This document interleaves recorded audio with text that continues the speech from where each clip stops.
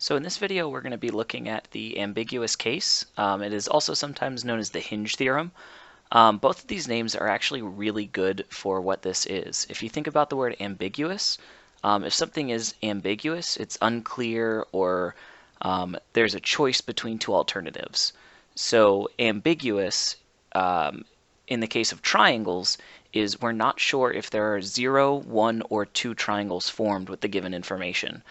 The Hinge theorem name of it actually makes a lot more sense once I show you a little visual I have. So just keep that in mind, as these names are very appropriate for what we're looking at today. Let's start by taking a look at when we're going to use this, because it's not all types of triangles that we're going to end up using the ambiguous case. So I'm going to start by just drawing myself a little quick triangle here. And this just represents any sort of general triangle. It could be anything in the whole wide world.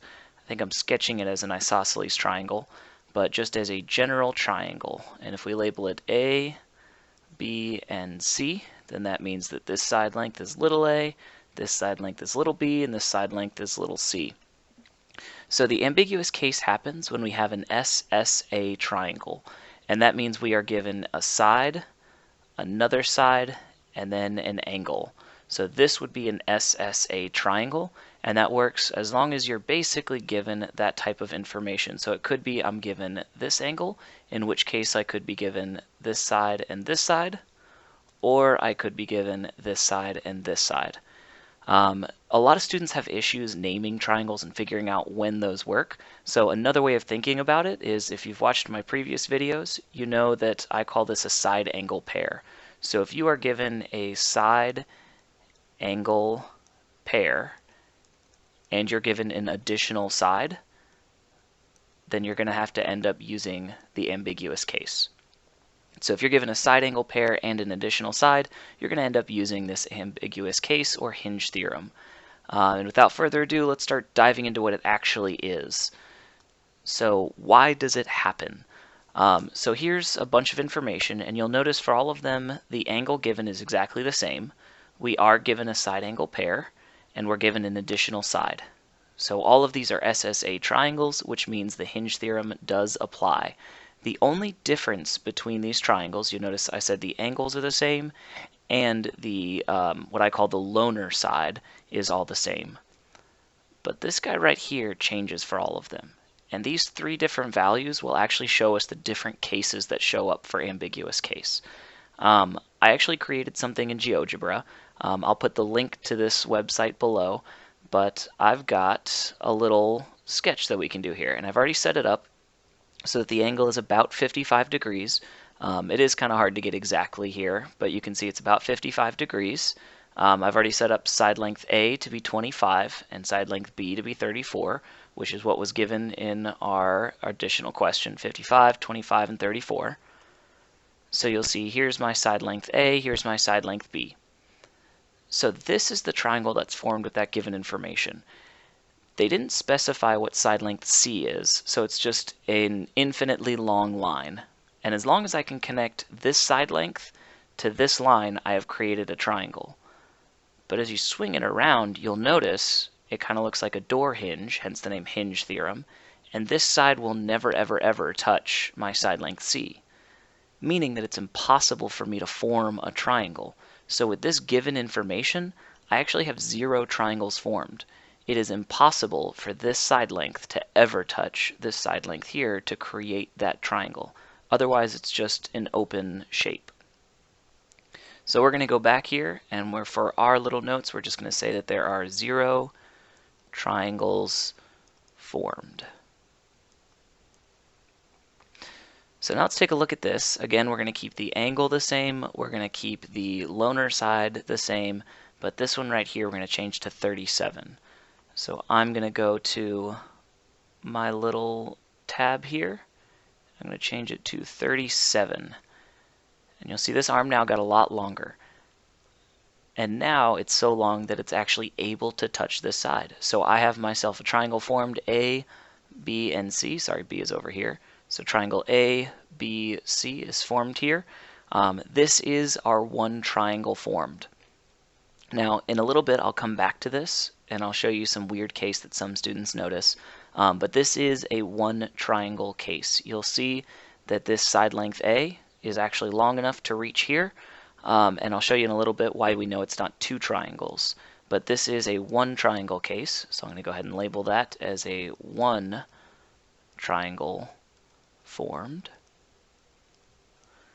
And then last but not least, we're going to change that side length to 30. So when I change this to 30, or as close to 30 as it'll let me, I guess I'm going to have to go with 30.3. So as I bring it here, this is one triangle formed. But again, Hinge theorem, think about it like a door. As I swing it farther and farther and farther over, you'll see that there's a second triangle formed. So this is a case where I do have two triangles, because you'll imagine angle C as a door hinge, swinging along, creating those two triangles. Now I said I'd go back to that side length 37, but let me real quick write down two triangles. So this is two triangles formed. Now if I go back to that side length 37, what some students end up asking or noticing is that when you do 37, if you continue to swing it, it'll reach again here. So a lot of students wonder why this isn't also a triangle. The given information said that angle A was 55 degrees. That has to be the interior angle of the triangle. 55 degrees ends up being part of the exterior if you continue this line here. So angle A is actually here, this obtuse angle. So that's why this doesn't swing and form a second triangle, is because on your quote-unquote second triangle, you do not have angle A being 55 degrees. So if you want to use this visual in your drawings and anything like that, or if you want to use this website to check your answers, that's totally fine, but keep in mind that as you swing that around, anything that lands on this side of point A doesn't count as a triangle because you don't have that interior angle. So this is why it happens. For that zero triangle, that little edge is not long enough to reach your other side. You've just got it dangling there like a little door, hoping to try and reach this other side. For that one triangle, as you swing it back around, it'll never reach back inside here. And then for the two triangles, you will end up having one triangle form there, and then a second way that you can spin it around and reach again there. So these are the visuals that I end up having in my head when I'm doing problems like this. A zero triangle, I imagine that little swinging arm. A one triangle, I imagine it not being able to swing over. And then the two triangle, I've got this little idea in my head as well. So let's look at how we can test for it. We've already established that this guy is zero triangles, and we know that because it starts to swing and won't ever touch. So what is that magic number that does allow it to touch? Well, if we think back, the shortest distance between any 2 points is going to be a straight line. So if we bring this back to, I think it was 25, the only way for me to hope of reaching it is to go straight down, which means if I go straight down, I've essentially created a right triangle, where the height of the triangle has to be that minimum distance. So in order to at least form one triangle, I need to be long enough to reach from the very angle C, very top of angle C, down to the very bottom here, forming a right triangle. And that's the key to how we're going to test for zero triangles. So in this little picture here, I'm actually going to redraw another one. In an ideal perfect world, we would end up having a triangle that reaches at a right angle. So this right here would be the height of our triangle. And remember, we're given this as angle A. We're also given side length B, which is 34.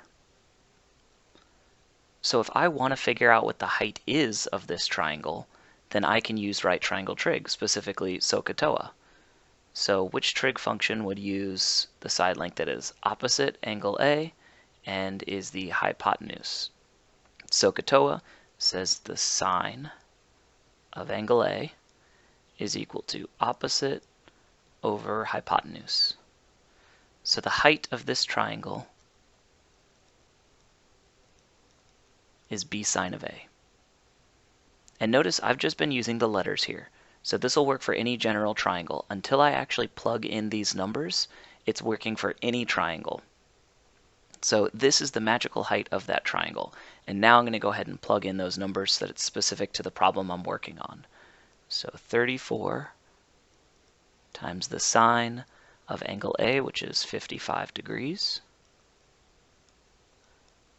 And that'll give me the height of my right triangle. So I'm going to go ahead and plug that into my calculator. Be careful, make sure that you are in degrees when you hit that sine button. We discover the height of this potential triangle would be 27.851. So if my opposite side is at least this height, then it'll reach down. As soon as I reach 27.851, I will create a triangle. So what I'm thinking in my head here to create that relationship to discover for this is if my opposite side length is less than my height, I form 0 triangles. If my opposite side length is less than the height of my potential triangle, then I form 0 because it's not going to be able to reach that bottom side there. And since we just discovered this formula for it, we can write it as the opposite side length is less than the height of the triangle. And you can go through and derive this formula for the height every single time, and if you're not so great at right triangle trig, I would actually suggest that. But what it ends up boiling down to is it's the idea that matters. So the idea is the side length b, which in our case was the loner side length. So that's something that I call it, the loner side length, times the sine of the actual angle given.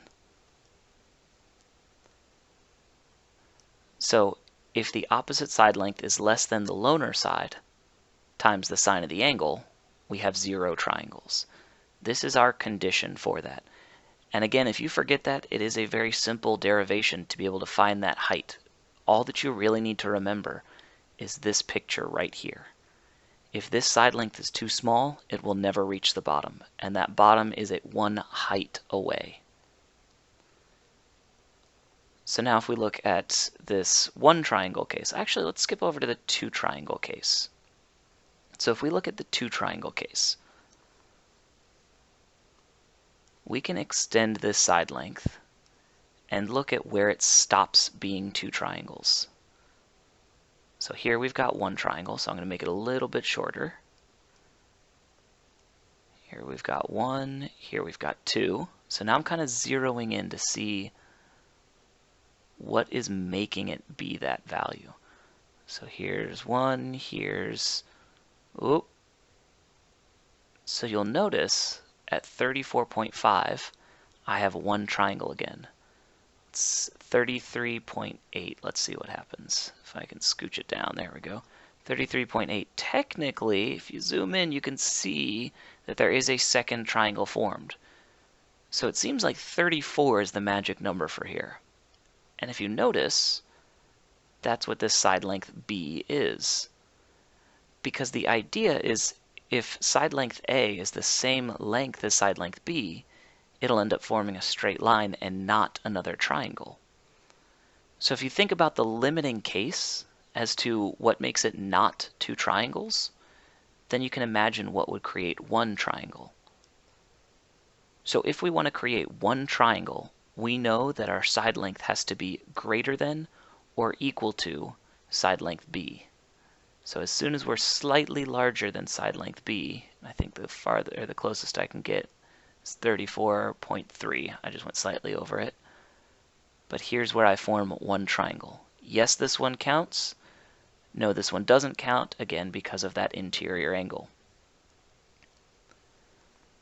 So to form 2 triangles, we determine whether these sides compare to each other, which means to form 1 triangle, we can look at the idea of your loner side.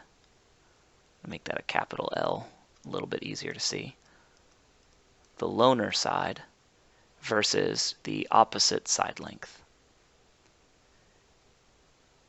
If your opposite side length is greater than or equal to your loner side length, you will create one triangle every single time. And if that idea was a little bit confusing, think about it like this. If you make the opposite side length very, very, very large, if you make it very, very, very large, you are guaranteed, and I know that goes off, let me scooch it down, you are guaranteed one triangle, because as you swing across to the other side, it doesn't allow you to create a second triangle.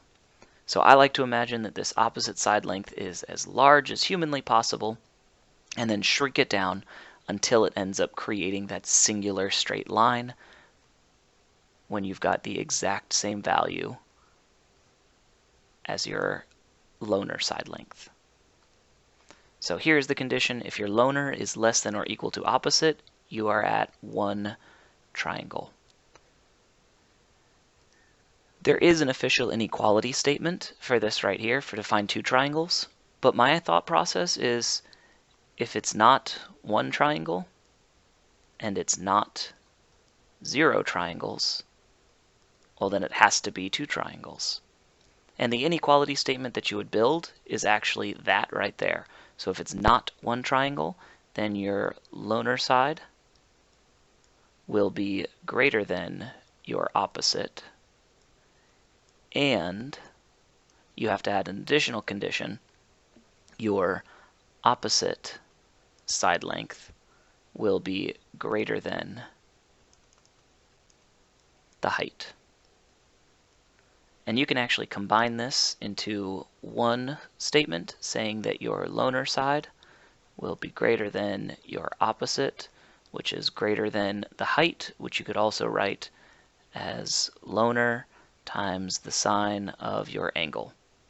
But this ends up being really nasty, and I'll be honest, I don't have this known. I think of it as not 1, not 0, because these two are actually relatively easy to prove. So let's go ahead and see. It is great to understand this and to see this, but to put it into practice is also extremely important. So let's put it all together and kind of create a little chart. And this is what I've got in my mind. And when I first learned this stuff, I end up writing it down as well. So if I want to have 0 triangles, excuse me, I still had my line tool on. If I want to have 0 triangles, then I will make sure, thinking about this image right here, I will make sure that my opposite side length is less than my height, which, doing some right triangle trig, says your opposite is less than your loner times the sine of the angle given. If I want one triangle, then I'll make sure that my opposite and my loner side have a relation. So again, in my head, I'm thinking about if this side length was really long, then I know for a fact I've got one triangle because I can't swing it back around. So if my opposite side is much, much larger than my loner, that's the case on the one side, and then it becomes smaller and smaller and smaller until if it is equal to, it will also create one triangle. So here is my condition for one triangle, and again for two triangles, it's just the negation of these guys. So not 1 or 0 triangles. This is really where the big visual part of the notes comes in, if you're those kind of people that like to imagine things, or if you're the kind of person that likes to have a little chart. So it is great to have this, but let's go ahead and practice a little bit and try these out. As always, I suggest that you do this on your own. So pause the video, try these out on your own, figure out whether these guys are 1, 0, or 2 triangles. So go ahead and give it a pause and give it a shot on your own. So hopefully you have practiced these problems now. Let's go ahead and take a look at it. So the first thing I'm going to do is identify my opposite and loner side lengths. So whatever side length matches with my angle given, that is my opposite, and then whatever's remaining for the side length is my loner. As a reminder, you need to check to see if it's an SSA triangle.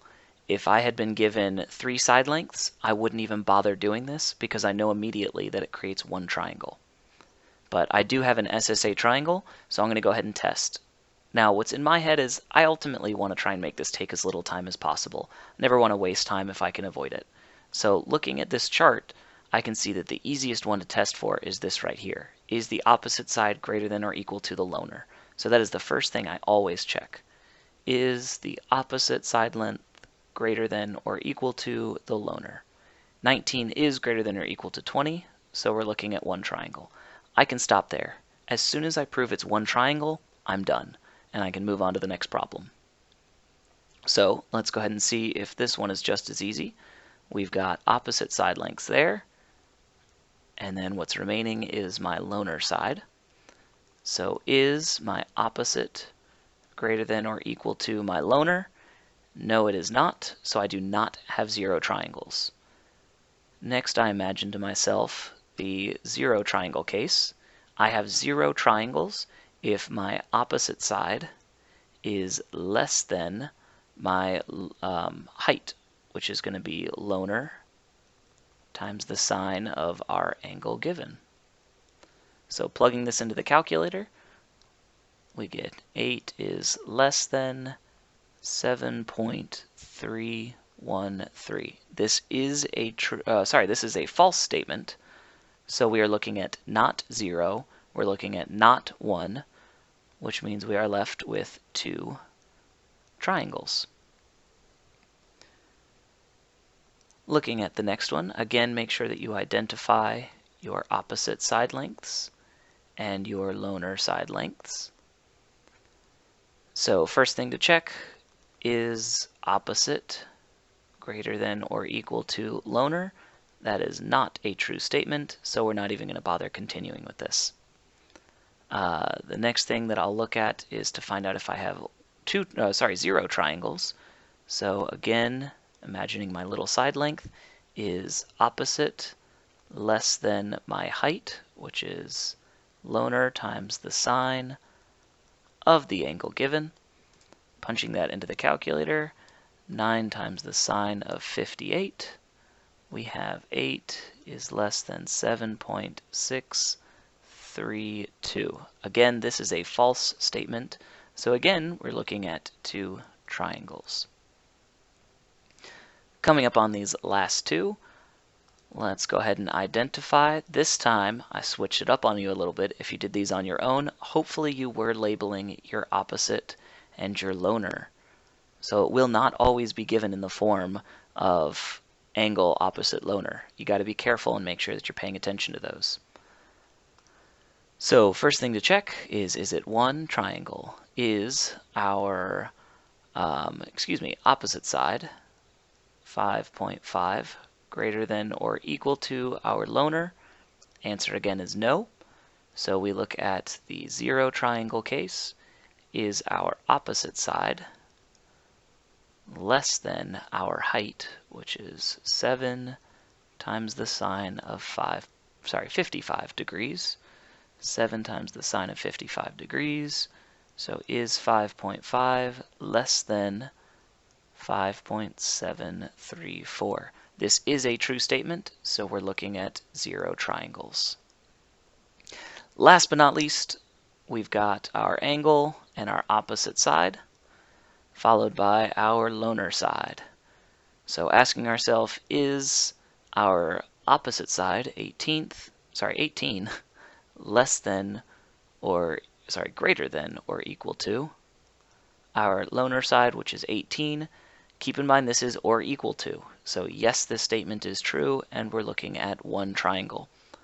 One real quick thing to note is I made all of these examples using a randomizer sheet that I have. So if you need additional practice with this, I actually have a randomizer sheet. My students have access to it on our online platform.